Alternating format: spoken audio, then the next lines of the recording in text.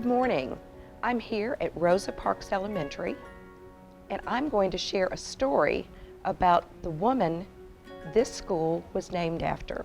The book is called Little People, Big Dreams, Rosa Parks. I hope you enjoy the story. Rosa Parks grew up near Montgomery, Alabama, with her mother, brother, and her grandparents. She was very little and very brave, and she always tried to do what was right. When she was young, Rosa's grandparents told her stories about slavery, when black people weren't free to live like other people.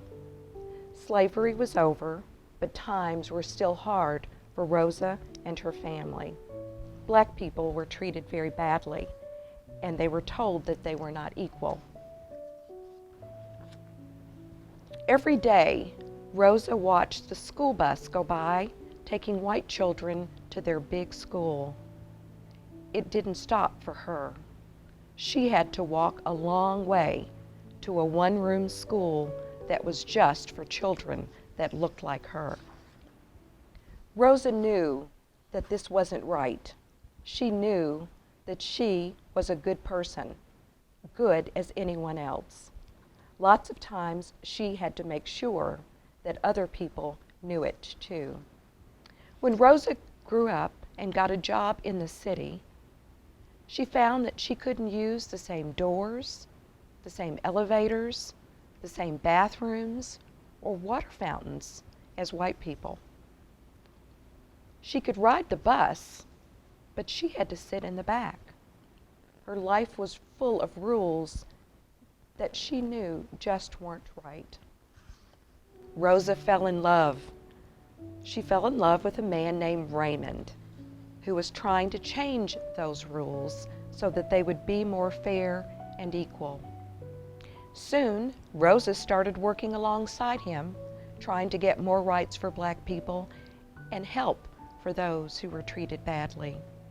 She worked day after day, even when it seemed like nothing would ever change.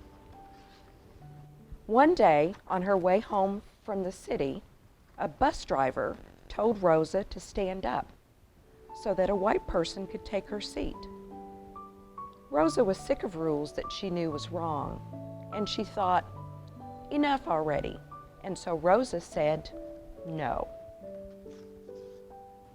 Rosa was taken to jail, but she wasn't scared, because she knew that she was fighting for what was right. When Rosa came home that night, she talked with her friends and her family about what to do next. She decided to keep fighting, no matter how hard it would be. Black people all over the city heard what had happened to Rosa, and they thought, like she had, enough already. Rosa had inspired them, and they decided to stop riding the buses until the rules were changed. So they walked. They walked to school, they walked to work, and they walked to the store, and they walked in all kinds of weather: rain, snow, heat. Rosa traveled the country from New York to San Francisco to convince other people to join her fight. Finally, after 1 year, the Supreme Court of the United States of America decided that treating black people differently from white people on buses and in other situations was wrong. The rules were going to change. It was no longer safe, however, for Rosa to live in Alabama. So she and her family moved to Detroit and fought for fair schools, jobs, and houses. She fought for voting rights, for women's rights, and the rights of people in prison. When Rosa was an older woman, she was given awards and told that she was a hero.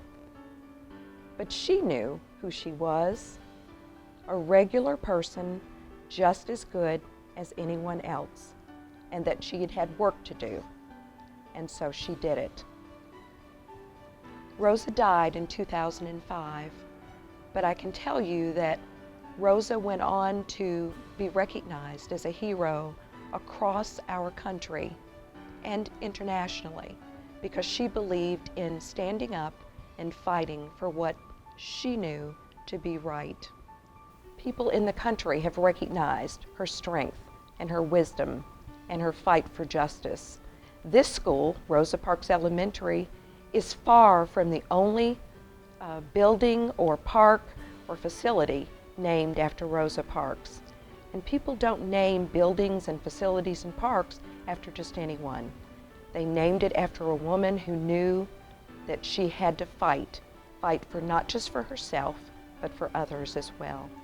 So I hope you've enjoyed the story about Rosa Parks, a very strong, strong woman, and I hope you go on to read about her and others like her who believe that fairness is for everyone. Thank you.